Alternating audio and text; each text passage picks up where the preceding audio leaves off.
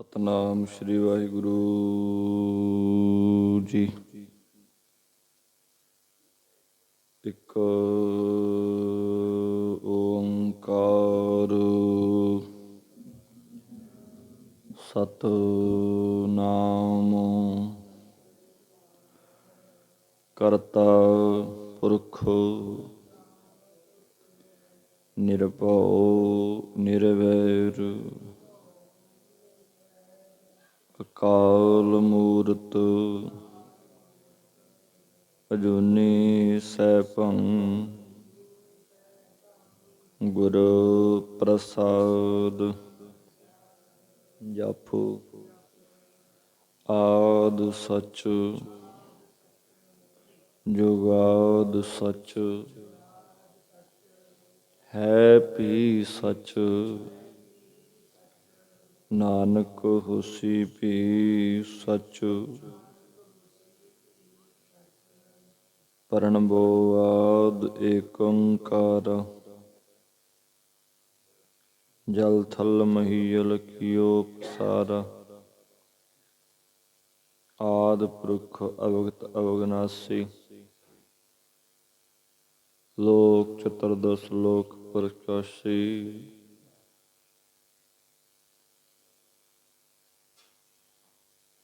ਤੂੰ ਚਉ ਸੱਜਣ ਮੰਡਿਆ ਦੇਈ ਸਿਸ ਉਤਾਰ। ਨੈਣ ਮਹੰਜੇ ਤਰਸਦੇ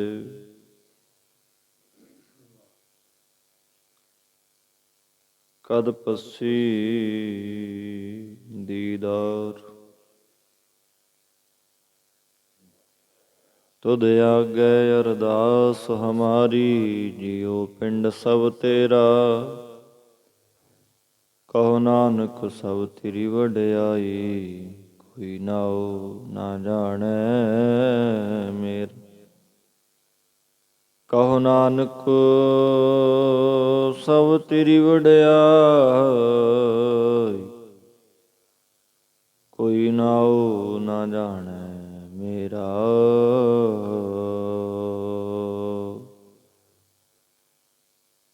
ਪਰਮ ਸਤਿਕਾਰਯੋਗ ਗੁਰੂ ਰੂਪ ਸਾਧ ਸੰਗਤ ਜੀ, ਵਾਹਿਗੁਰੂ ਜੀ ਕਾ ਖਾਲਸਾ ਵਾਹਿਗੁਰੂ ਜੀ ਕੀ ਫਤਿਹ।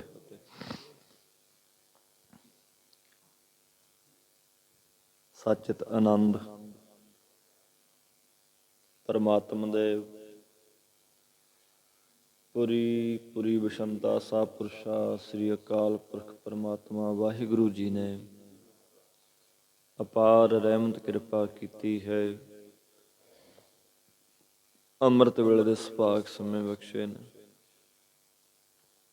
ਸੋ ਆਓ ਗੁਰੂ ਸਿੱਖ ਪਿਆਰਿਓ, ਜੋ ਵੀ ਗੁਰਸਿੱਖ ਸੰਗਤਾਂ ਸ਼ਰਧਾ ਭਾਵਨਾ ਦੇ ਨਾਲ ਮਹਾਰਾਜ ਦੇ ਚਰਨਾਂ 'ਚ ਆਪ ਜੀ ਹਾਜ਼ਰੀਆਂ ਲਵਾਉਣ ਵਾਸਤੇ ਪਹੁੰਚ ਰਹੇ ਹੋ, ਸਭ ਧੰਨਤਾ ਦੇ ਯੋਗੋ।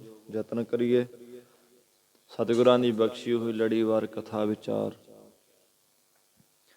ਮਨ ਕਰਕੇ ਵਿਚਾਰੀਏ, ਸੁਣੀਏ ਸੁਣਾਈਏ, ਹਿਰਦੇ ਵਸਾਉਣ ਦੀ ਕੋਸ਼ਿਸ਼ ਕਰੀਏ। ਅੱਜ ਦਾ ਜਿਹੜਾ ਸ਼ਬਦ ਹੈ, ਧੰਨ ਗੁਰੂ ਨਾਨਕ ਦੇਵ ਮਹਾਰਾਜ ਜੀ ਪਾਤਸ਼ਾਹ ਜੀ ਆਪਣੇ ਮੁਖਾਰ ਬਿੰਦ ਤੋਂ ਪਾਵਨ ਪਵਿੱਤਰ ਰਸਨਾ ਤੋਂ ਬਖਸ਼ਿਸ਼ ਕਰ ਰਹੇ ਨੇ।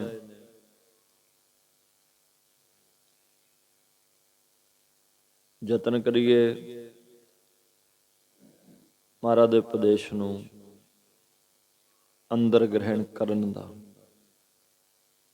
ਆਜੋ ਪ੍ਰੇਮ ਦੇ ਵਿੱਚ ਸਾਰੇ ਜੁੜੀਏ ਭਾਈ। ਆਖੋ ਸਤਨਾਮ ਸ਼੍ਰੀ ਵਾਹਿਗੁਰੂ ਜੀ।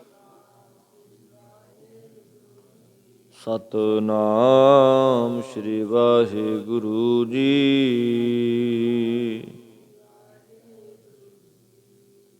ਸ਼੍ਰੀ ਰਾਗ ਮਹੱਲਾ ਪਹਿਲਾ।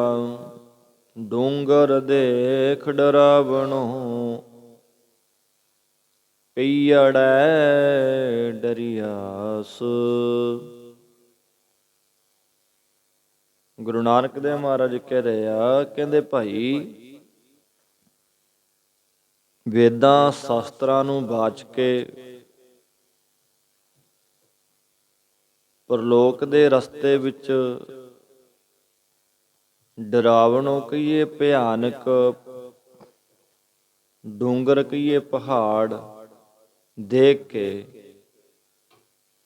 ਇਸ ਮਾਤ ਲੋਕ ਰੂਪੀ ਪੇਕੇ ਘਰ ਵਿੱਚ ਜਗਿਆਸੂ ਰੂਪ ਇਸਤਰੀ ਦੀ ਬੁੱਧੀ ਡਰਿਆਸ ਕਹੀਏ, ਡਰ ਰਹੀ ਆ।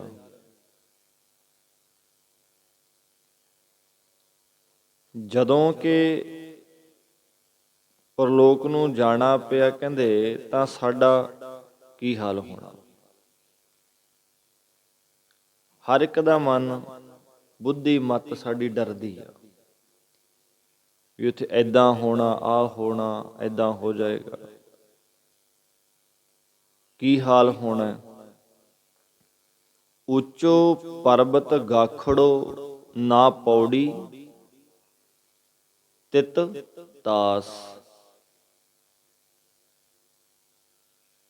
ਸਤਿਗੁਰ ਕਹਿੰਦੇ ਪਰਲੋਕ ਰਸਤੇ ਵਿੱਚ ਆਉਣ ਵਾਲੇ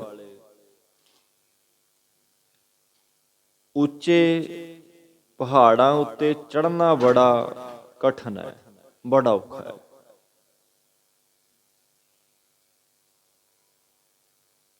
ਇਸ ਉੱਤੇ ਚੜ੍ਹਨ ਲਈ ਉਸ ਜਗਿਆਸੂ ਰੂਪ ਇਸਤਰੀ ਦੇ ਕੋਲ ਪੁੰਨਾ ਰੂਪੀ ਪੌੜੀ ਨਹੀਂ ਆ। ਪਹਾੜ ਬੜੇ ਉੱਚੇ ਨੇ, ਚੜ੍ਹਨਾ ਬੜਾ ਔਖਾ ਹੈ ਤੇ ਉਹਨਾਂ ਤੇ ਚੜ੍ਹਨ ਦੇ ਲਈ ਪੁੰਨਾ ਰੂਪੀ ਕਹਿੰਦੀ ਪੌੜੀ ਨਹੀਂ। ਅਗਲੇ ਅਰਥ ਇਸੇ ਪ੍ਰਕਾਰ ਕਹਿੰਦੇ ਜਮਾਂ ਦੇ ਰਸਤੇ ਵਿੱਚ ਪੰਜਾਂ ਵਿਕਾਰਾਂ ਰੂਪੀ ਭੈਦਾਇਕ ਪਹਾੜਾਂ ਨੂੰ ਵੇਖ ਕੇ ਇਸ ਮਾਤ ਲੋਕ ਰੂਪੀ ਪੇਕੇ ਘਰ ਵਿੱਚ ਅਧਿਕਾਰੀ ਰੂਪ ਇਸਤਰੀ ਡਰ ਰਹੀ ਆ ਕਿ ਇਹ ਕਾਮ ਕ੍ਰੋਧ ਜਿਹੜੇ ਇਹ ਵਿਕਾਰ ਨੇ, ਇਹ ਉੱਚੇ ਤੇ ਕਠਿਨ ਪਹਾੜ ਨੇ। ਇਸ ਪਹਾੜਾਂ ਦੇ ਚੜ੍ਹਨ ਲਈ ਉਸ ਅਧਿਕਾਰੀ ਰੂਪ ਇਸਤਰੀ ਕੋਲ ਸਾਧਨਾ ਰੂਪੀ ਪੌੜੀ ਨਹੀਂ। ਇਹਨਾਂ ਨੂੰ ਵਸ ਵਿੱਚ ਕਿਵੇਂ ਕੀਤਾ ਜਾਏ। ਅਗਲੇ ਅਰਥ ਕਹਿੰਦੇ ਸਰੀਰ ਦੇ 6 ਚੱਕਰਾਂ ਰੂਪੀ ਭਿਆਨਕ ਪਹਾੜਾਂ ਨੂੰ ਵੇਖ ਕੇ ਜਿਹੜੇ ਉਹ 6 ਕਰਮ ਨੇ ਜੋਗੀ ਕਰਦੇ ਨੇ, ਫਿਰ ਉਹ ਜੋਗੀ ਦੀ ਪੇਕੇ ਘਰ ਦੀ ਨਿਆਇਕ ਸੰਸਾਰਕਾਰ ਹੋਈ ਬਿਰਤੀ ਡਰ ਰਹੀ ਆ। ਭਾਵ ਜੋਗਾਕਾਰ ਬਿਰਤੀ ਨਾ ਹੋਣ ਕਰਕੇ ਭੈਭੀਤ ਹੋ ਰਹੀ ਆ ਕਿ ਇਹਨਾਂ ਨੂੰ ਸਿੱਧ ਕਰਕੇ 10ਵੇਂ ਦੁਆਰ ਕਿਵੇਂ ਪਹੁੰਚਣਾ ਕਰਾਂਗੇ। ਭਾਵ ਨਹੀਂ ਪਹੁੰਚ ਸਕਦੇ। ਤੇ ਅਗਲੇ ਅਰਥ ਕਿ 10ਵੇਂ ਦੁਆਰ ਦੇ ਰਸਤੇ ਵਿੱਚ ਆਉਣ ਵਾਲੇ ਚੱਕਰਾਂ ਰੂਪੀ ਆ ਜਿਹੜੇ ਉੱਚੇ ਪਹਾੜ ਨੇ, ਸਿੱਧੀ ਨਹੀਂ ਬਿਰਤੀ ਜੁੜਦੀ। 10ਵਾਂ ਦੁਆਰ ਵਿੱਚ ਬੰਦਾ ਚੜ੍ਹ ਜਾਂਦਾ, ਐਵੇਂ ਨਹੀਂ ਚੜ੍ਹਿਆ ਜਾਣਾ। ਬਹਿਣਾ ਪੈਣਾ ਪਹਿਲਾਂ ਆਪਣੇ ਪ੍ਰਾਣ ਇੰਦਰੀਆਂ ਨੂੰ, ਕਰਮ ਇੰਦਰੀਆਂ ਨੂੰ, ਗਿਆਨ ਇੰਦਰੀਆਂ ਨੂੰ, ਮਨ ਨੂੰ, ਬੁੱਧ ਨੂੰ ਪ੍ਰੇਮੀਓ ਕੰਟਰੋਲ ਕਹੀਏ, ਬਸ ਕਹੀਏ, ਹੱਦਬੰਦੀ ਦੇ ਵਿੱਚ ਬੰਨਣਾ ਪੈਣਾ, ਲਿਆਉਣਾ ਪੈਣਾ। ਫੇਰ ਕਿਤੇ ਜਾ ਕੇ ਗੁਰਸਿੱਖ ਪਿਆਰਿਓ 10ਵਾਂ ਦੁਆਰ ਖੁੱਲਦਾ ਹੈ। ਕਹਿੰਦੇ ਬੜਾ ਔਖਾ ਹੈ। ਇਹ ਪਹਾੜਾਂ ਉੱਤੇ ਚੜ੍ਹਨ ਲਈ ਜੋਗੀ ਕੋਲ ਪ੍ਰਾਣਾਯਾਮ ਰੂਪੀ ਪੌੜੀ ਨਹੀਂ। ਕਿਹੜੀ ਕਿਹੜੀ ਚੀਜ਼ ਕੰਟਰੋਲ 'ਚ ਕਰਨੀ ਸੀ, ਕਿਵੇਂ ਕਰਨੀ, ਕਿਵੇਂ ਚੱਲਣਗੇ ਚੱਕਰ, ਇਹ ਕੀ ਗੱਲ ਹੋਏਗੀ, ਕਿਵੇਂ ਅਨਹਦ ਨਾਦ ਵੱਜਣਗੇ। ਔਖਾ ਬੜਾ। ਉਹਦੇ ਵਾਸਤੇ ਪ੍ਰੇਮੀਓ ਆਪਣੀ ਸੁਰਤੀ ਬਿਰਤੀ ਜਿਹੜੀ ਆ ਨਾ ਟਿਕਾਉਣੀ ਪੈਣੀ ਆ। ਨੱਠ ਭੱਜ ਜਿਹੜੀ ਆ ਨਾ ਰੋਕਣੀ ਪਏਗੀ। ਕਹਿੰਦੇ ਪੰਜਾਂ ਕੋਸ਼ਾਂ ਰੂਪੀ ਭਿਆਨਕ ਪਹਾੜਾਂ ਨੂੰ ਵੇਖ ਕੇ ਇਸ ਮਾਤ ਲੋਕ ਰੂਪੀ ਪੇਕੇ ਘਰ ਵਿੱਚ ਅਧਿਕਾਰੀ ਦੀ ਸੰਸਾਰ ਕਾਰ ਹੋਈ ਬਿਰਤੀ ਡਰ ਰਹੀ ਆ, ਜਿਹਦਾ ਸੰਸਾਰ ਦੇ ਵਿੱਚ ਹੀ ਮੋਹ ਆ ਕਿ ਕਿਸ ਪ੍ਰਕਾਰ ਪਰਮੇਸ਼ਰ ਦੀ ਪ੍ਰਾਪਤੀ ਕਰਾਂਗੇ, ਕਿਸ ਪ੍ਰਕਾਰ ਬ੍ਰਹਮਕਾਰ ਬਿਰਤੀ ਹੋਏਗੀ, ਕਿ ਇਹ ਪੰਜੇ ਕੋਸ਼ਾਂ ਰੂਪੀ ਉੱਚੇ ਪਹਾੜ ਜਿਹੜੇ ਨੇ ਉਹਨਾਂ ਤੇ ਚੜ੍ਹਨਾ ਬੜਾ ਔਖਾ ਹੈ। ਇਸ ਉੱਤੇ ਚੜ੍ਹਨ ਲਈ ਉਸ ਅਧਿਕਾਰੀ ਕੋਲ ਭਗਤੀ ਰੂਪੀ ਪੌੜੀ ਨਹੀਂ, ਉਹ ਬਿਰਤੀ ਬਣਾਈ ਨਹੀਂ ਜਿਹੜੀ ਬਣਾਉਣੀ ਸੀ ਅਸਲ ਦੇ ਵਿੱਚ। ਪਰਮਾਤਮਾ ਦੀ ਪ੍ਰਾਪਤੀ ਭਗਤੀ ਉੱਚੇ ਪਹਾੜਾਂ ਦੇ ਚੜ੍ਹਨ ਦੀ ਨਿਆਈ ਬੜੀ ਕਠਿਨ ਆ। ਪਰਮਾਤਮਾ ਦਾ ਉੱਚਾਪਣ ਇਹ ਹੈ ਕਿ ਉਹ ਤਿੰਨਾਂ ਗੁਣਾਂ ਤੋਂ ਅਤੀਤ ਤੇ ਮਨ ਬਾਣੀ ਸਰੀਰ ਦਾ ਵਿਸ਼ਾ ਨਹੀਂ ਆ। ਨਾ ਤਾਂ ਪ੍ਰੇਮੀਓ ਉਹ ਆ ਮੰਨਦਾ, ਭਾਵ ਨਾ ਉਹ ਕਰਮਾਂ ਚਾਹੁੰਦਾ, ਨਾ ਉਹ ਹੱਥਾਂ ਨਾਲ ਵਾਲੇ ਕਰਮਾਂ ਚਾਹੁੰਦਾ, ਨਾ ਮਨ ਵਾਲੇ ਕਰਮਾਂ ਚਾਹੁੰਦਾ, ਨਾ ਆ ਜੀਵ ਵਾਲੇ ਕਰਮਾਂ ਚਾਹੁੰਦਾ। ਇਹ ਤਿੰਨ ਗੁਣ। ਅਗਲੇ ਅਰਥ ਕਰੀਏ ਕਿ ਰਜੋ ਤਮੋ ਸਤੋ, ਇਹਨਾਂ ਤੋਂ ਰੱਬ ਪਰੇ ਆ। ਇਹ ਸਰੀਰ ਦਾ ਵਿਸ਼ਾ ਨਹੀਂ, ਪਰਮੇਸ਼ਰ ਜੋ ਪੰਜੇ ਕੋਸ਼ਾਂ ਰੂਪੀ ਪਹਾੜਾਂ ਤੋਂ ਪਰੇ, ਐਸੇ ਪਰਮੇਸ਼ਰ ਦੇ ਸਰੂਪ ਦੀ ਪ੍ਰਾਪਤੀ ਬੜੀ ਕਠਿਨ ਆ। ਇਹ ਜੋ ਪੰਜੇ ਕੋਸ਼ ਕਹੀਏ, ਵੇਦਾਂਤ ਗ੍ਰੰਥਾਂ ਵਿੱਚ ਪੰਜ ਕੋਸ਼ ਮੰਨੇ ਨੇ, ਜਿਹੜੇ ਵੇਦਾਂਤ ਦੇ ਗ੍ਰੰਥ ਨੇ। ਅਸੀਂ ਤਾਂ ਨਾਮ ਹੈ ਕਈ ਵਾਰ ਪਹਿਲੀ ਵਾਰ ਸੁਣਦੇ ਆ ਵੀ ਇਹ ਵੇਦਾਂਤ ਦਾ ਕੀ, ਵੇਦਾਂਤ ਦਾ ਗ੍ਰੰਥ ਕਿਹੜਾ ਹੋਇਆ ਵੀ।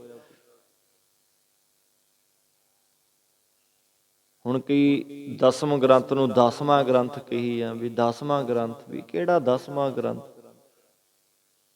ਤੁਰਾਂਗੇ ਨਾ ਧਰਮ ਵੱਲ ਨੂੰ ਪਤਾ ਲੱਗਦਾ ਜਾਣਾ ਵੀ ਕੀ ਆ। ਅਵੇਦਾਂਤ ਗ੍ਰੰਥਾਂ ਵਿੱਚ ਪੰਜ ਕੋਸ਼ ਮੰਨੇ ਨੇ ਜੋ ਆਤਮਾ ਉੱਤੇ ਗਿਲਾਫ ਦੀ ਤਰ੍ਹਾਂ ਪੜਦਾ ਰੂਪ ਨੇ। ਵੇਦਾਂਤ ਦੇ ਗ੍ਰੰਥ ਉਹ ਅੰਨ੍ਹਯ ਕੋਸ਼ ਅੰਨ ਤੋਂ ਉਤਪੰਨ ਤੇ ਅੰਨ ਦੇ ਹੀ ਆਸਰੇ ਰਹਿਣ ਵਾਲਾ ਸਥੂਲ ਸਰੀਰ ਜੋ ਪੰਜਾਂ ਤੱਤਾਂ ਆਕਾਸ਼, ਵਾਯੂ, ਅਗਨੀ, ਜਲ ਆ ਪ੍ਰਿਥਵੀ ਦਾ ਰਚਿਤ ਹੈ, ਇਹ ਅੰਨ੍ਹਯਮਈ ਕੋਸ਼ ਹੈ ਜੋ ਅੰਨ ਦੇ ਸਹਾਰੇ ਚੱਲਦਾ। ਇਹ ਜਿਹੜਾ ਹੈ ਤੇ ਕਹਿੰਦੇ ਉੱਚੇ ਪਰਬਤਾਂ ਦੀ ਨਿਆਈ ਬੈਕੁੰਠ ਉੱਚਾ ਹੈ, ਉਸ ਉੱਤੇ ਪਹੁੰਚਣਾ ਬੜਾ ਔਖਾ। ਕੋਈ ਗੱਲ ਵੀ ਨਹੀਂ, ਪਰ ਗੱਲ ਵੀ ਇੰਨੀ ਵੱਡੀ ਆ ਕਿ ਉੱਧਰ ਨੂੰ ਬੰਦੇ ਤੋਂ ਤੁਰੇ ਹੀ ਨਹੀਂ ਜਾਂਦਾ। ਰੱਬ ਦੇ ਰਾਹ ਨੂੰ, ਰੱਬ ਦੇ ਰਾਹ ਨੂੰ ਤੁਰਨ ਨੂੰ ਮਨ ਹੀ ਨਹੀਂ ਕਰਦਾ, ਫਿਰ ਔਖੀ ਹੈ। ਭਾਵ ਕਿ ਗਿੱਦੜ ਹੱਥ ਨਾ ਆਪੜੈ, ਆਖੈ ਥੂ ਕੌੜੀ। ਭਾਈ ਗੁਰਦਾਸ ਜੀ ਪਹੁੰਚਣ ਦੀ ਕਦੇ ਕੋਸ਼ਿਸ਼ ਨਹੀਂ ਕੀਤੀ, ਕਹਿੰਦੇ ਵੀ ਔਖਾ। ਜਦੋਂ ਤੁਰਾਂਗੇ ਫਿਰ ਕੋਈ ਦੂਰ ਵੀ ਨਹੀਂ ਮੰਜ਼ਿਲ। ਜੇ ਨਾ ਤੁਰਾ ਫਿਰ ਔਖੀ ਹੈ। ਜਦ ਤੁਰੇ ਹੀ ਨਹੀਂ, ਮਿਹਨਤ ਕਰਾਂਗੇ ਨਹੀਂ ਦੁਨੀਆ 'ਚ, ਕਿਵੇਂ ਕਾਮਯਾਬ ਹੋਵਾਂਗੇ। ਇਹ ਨਿਰੰਕਾਰ ਦੀਆਂ ਖੇਡਾਂ ਨੇ। ਉਹਦੇ ਘਰ ਦੇ ਵਿੱਚ ਥਾਂ ਜੇ ਲੈਣੀ ਆ ਤਾਂ ਗੁਰਮੁਖੋ ਉਹ ਰਾਹ ਸੌਖਾ ਨਹੀਂ ਆ। ਜਿਸ ਕੋਲ ਉਪਾਸਨਾ ਭਗਤੀ ਰੂਪੀ ਪੌੜੀ ਨਹੀਂ ਨਾ, ਉਹ ਭਗਤੀ ਤੋਂ ਹੀਣਾ ਮਨੁੱਖ ਪਰਮੇਸ਼ਰ ਦੀ ਪ੍ਰਾਪਤੀ ਨਹੀਂ ਕਰ ਸਕਦਾ। ਪਹਾੜਾਂ ਦੀ ਨਿਆਈ ਉੱਚਾ ਜਿਹੜਾ ਬ੍ਰਹਮ ਹੈ, ਬ੍ਰਹਮ ਜਿਹੜਾ ਨਾ ਮਾਲਕ ਪਹਾੜਾਂ ਦੀ ਨਿਆਈ ਉੱਚਾ ਹੈ, ਜਿਸ ਦੀ ਪ੍ਰਾਪਤੀ ਰੂਪੀ ਪੌੜੀ ਤੇ ਚੜ੍ਹਨਾ ਬੜਾ ਕਠਿਨ ਹੈ, ਬੜਾ ਔਖਾ ਹੈ। ਭਾਵ ਉਹਦੀ ਪ੍ਰਾਪਤੀ ਸੌਖੀ ਨਹੀਂ। ਤਿਸ ਜੀਵ ਕੋਲ ਉਸ ਉੱਚੇ ਬ੍ਰਹਮ ਦੀ ਪ੍ਰਾਪਤੀ ਲਈ ਨਾ ਤਾਂ ਬ੍ਰਹਮ ਵਿਦਿਆ ਰੂਪੀ, ਨਾ ਹੀ ਗਿਆਨ, ਇਹ ਸਤ ਭੂਮਿਕਾ ਭਾਵ ਸੁਭ ਇੱਛਾ, ਸੁਭ ਵਿਚਾਰਨਾ, ਤਨੂ ਮਨਸਾ, ਇਹ ਸੰਸਕਤ ਸਤਵਤਾ ਪਦ ਪਦਾਰਥ ਅਭਾਵਨੀ ਤੇ ਤੁਰਿਆ ਪਦ ਰੂਪੀ ਪੌੜੀ ਨੇ। ਇਹ ਸਤ ਭੂਮਿਕਾ ਕਹੀਏ ਜੀ, ਜੋ ਕਹਿੰਦੇ ਇਹ ਪ੍ਰਾਣਾਯਾਮ ਕੋਸ਼ ਜਿਹੜਾ ਨਾ, ਜਿਹੜੇ 5 ਕੋਸ਼ਾਂ ਦੀ ਗੱਲ ਕਰਨੇ ਆ, ਪ੍ਰਾਣਾਯਾਮ ਕੋਸ਼, 5 ਕਰਮ ਇੰਦਰੀਆਂ ਤੇ 5 ਪ੍ਰਾਣ ਇੰਦਰੇ ਜਿਹੜੇ ਨੇ, ਭਾਵ ਪ੍ਰਾਣ, ਅਮਾਨ, ਸਮਾਨ, ਉਦਾਨ, ਬਿਆਨ ਨੂੰ ਮਿਲਾ ਕੇ ਪ੍ਰਾਣਾਯਾਮ ਕੋਸ਼ ਬਣਦਾ ਹੈ। ਤੇ ਮਨੋਮਯ ਕੋਸ਼ ਕੀ ਹੁੰਦਾ ਜੀ? 5 ਗਿਆਨ ਇੰਦਰੇ ਤੇ ਅੰਤਸ਼ਕਰਣ ਦੀ ਸੰਕਲਪ ਵਿਕਲਪ ਰੂਪੀ ਬਿਰਤੀ ਮਨ, ਇਹ ਮਨੋਮਯ ਕੋਸ਼ ਹੈ। ਵਿਗਿਆਨ ਕੋਸ਼ ਕਹੀਏ 5 ਗਿਆਨ ਇੰਦਰੇ ਤੇ ਅੰਤਸ਼ਕਰਣ ਦੀ ਨਿਸ਼ਚੇ ਰੂਪੀ ਬਿਰਤੀ ਬੁੱਧੀ ਮਿਲਾ ਕੇ ਵਿਗਿਆਨਮਯ ਕੋਸ਼ ਹੈ।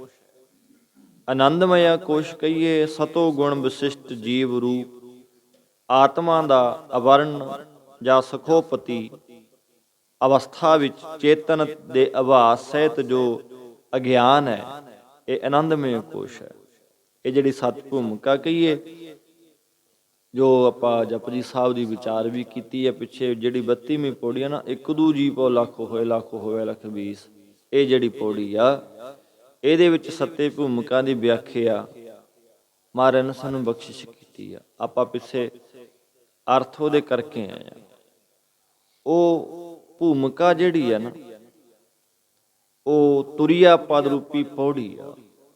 ਤੇ ਗੁਰਮੁਖ ਅੰਤਰ ਜਾਣਿਆ ਗੁਰਮੇਲੀ ਤਰੀ ਆਸ, ਕਹਿੰਦੇ ਜਿਹੜੇ ਗੁਰਮੁਖ ਨੇ ਉਹਨਾਂ ਨੇ ਅੰਤਸ਼ਕਰਣ ਵਿੱਚ ਹੀ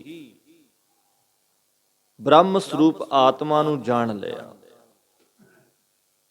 ਗੁਰੂ ਸਾਹਿਬ ਜੀ ਨੇ ਉਹਨਾਂ ਨੂੰ ਆਪਣੇ ਤਾਈਂ ਮੇਲ ਲੈਣਾ ਕੀਤਾ ਹੈ, ਜਿਸ ਨਾਲ ਉਹ ਜੀਵ ਸੰਸਾਰ ਸਮੁੰਦਰ ਤੋਂ ਤਰ ਗਏ ਨੇ।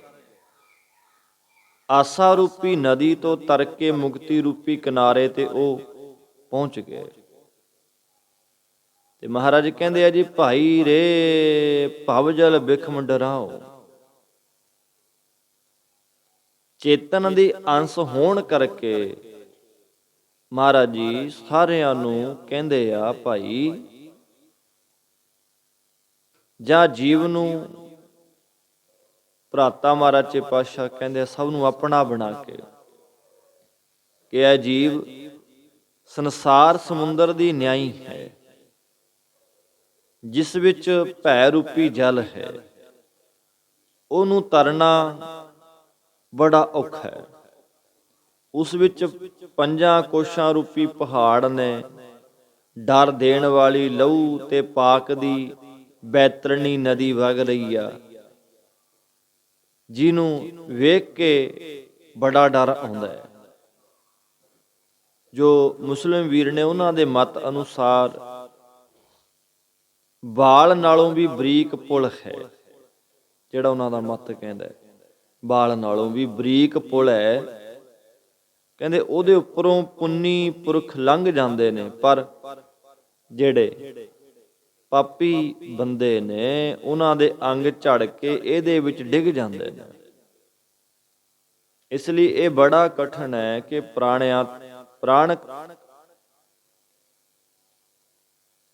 ਪ੍ਰਾਣਕ ਮਤ ਜਿਹੜਾ ਨਾ, ਪ੍ਰਾਣਕ 18 ਨਰਕ ਭੋਗ ਕੇ 84 ਲੱਖ ਜੂਨੀ ਭੋਗਣੀ ਪੈਂਦੀ ਆ। ਮਹਾਰਾਜ ਕਹਿੰਦੇ ਆ ਜੀ, ਖੰਡੇ ਧਾਰ ਗਲੀ ਅਤ ਭੀੜੀ, ਲੇਖਾ ਲੀਜੈ ਤਿਲ ਜਿਉ ਪੀੜੀ। ਜੀਵ ਦੇ ਕੋਲੋਂ ਲੇਖਾ ਲਿਆ ਜਾਂਦਾ ਹੈ ਕਿ ਜਿਸ ਤਰ੍ਹਾਂ ਤਿਲਾਂ ਨੂੰ ਕੋਹਲੂ ਦੇ ਵਿੱਚ ਪੀੜਿਆ ਜਾਂਦਾ ਹੈ। ਇਸ ਤਰ੍ਹਾਂ ਪਾਪੀਆਂ ਨੂੰ ਪਰਲੋਕ ਦੇ ਵਿੱਚ ਪੀੜ ਕੇ ਲੇਖਾ ਲਿਆ ਜਾਂਦਾ ਹੈ। ਪਰਲੋਕ ਦੀ ਗਲੀ ਤੇ ਰਸਤਾ ਖੰਡੇ ਦੀ ਧਾਰ ਵਾਂਗ ਤਿੱਖਾ ਤੇ ਕਠਿਨ ਹੈ। ਬੜਾ ਔਖਾ ਉਤੇ ਤੁਰਨਾ, ਉਹ ਰਾਹ ਤੇ ਜਾਣਾ, ਰੱਬ ਰੱਬ ਕਰਨਾ, ਅੰਮ੍ਰਿਤ ਵੇਲੇ ਦੀ ਸਾਂਭ ਕਰਨੀ, ਪ੍ਰੇਮੀਓ ਸੰਗਤ ਕਰਨੀ ਬਹੁਤ ਔਖੀ ਆ। ਉਹਦੇ ਤੱਕ ਪਹੁੰਚਣਾ ਇੰਨਾ ਸੌਖਾ ਰਾਹ ਨਹੀਂ ਆ। ਤੇ ਆ ਬਾਣੀ ਸਾਰੀ ਮਹਾਰਾਜ ਨੇ ਐਵੇਂ ਹੀ ਨਹੀਂ ਸਾਨੂੰ ਦਿੱਤੀ, ਇਹ ਰਾਹ ਦਿਖਾਉਂਦੀ ਹੈ, ਚੱਲਣਾ ਸਿਖਾਉਂਦੀ ਹੈ, ਕਿਵੇਂ ਤੁਰਨਾ ਹੈ ਸੰਸਾਰ ਦੇ ਵਿੱਚ, ਕਿਵੇਂ ਕਿੱਦਾਂ ਰਹਿਣਾ ਹੈ। ਇਸ ਕਰਕੇ ਧਰਮ ਦਾ ਰਾਹ ਅਪਣਾਈਏ, ਗੁਰੂ ਵਾਲੇ ਬਣੀਏ, ਗੁਰੂ ਗੁਰੂ ਕਰੀਏ, ਗੁਰਮੁਖੋ ਗੁਰਬਾਣੀ ਦੀ ਵਿਚਾਰਨ ਨਾਲ ਜੁੜੀਏ। ਆਓ ਭੁੱਲਾਂ ਤੋਂ ਖਿਮਾ, ਇੱਥੇ ਹੀ ਸਮਾਪਤੀ ਹੈ। ਸ਼ਲੋਕ ਪਵਨ ਗੁਰੂ ਪਾਣੀ ਪਿਤਾ, ਦਿਵਸ ਰਾਤ ਦੋਇ ਦਾਈ ਦਾਇਆ,